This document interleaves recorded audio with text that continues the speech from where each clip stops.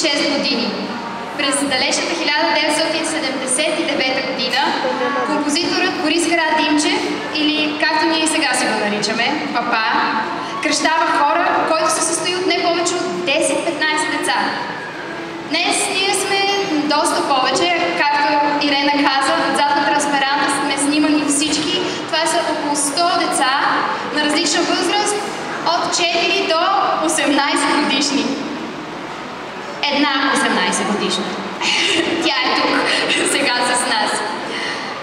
Нашето мото е да бъдем различни, да не бъдем еднакви, да не бъдем посредствени, всеки да бъде уникален и в същото време да бъдем единни. Затова и песента "Да бъдем различни" е нещо като нашето лого.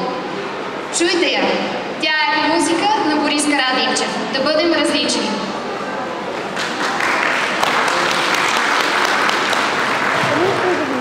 Те сега там си говорят.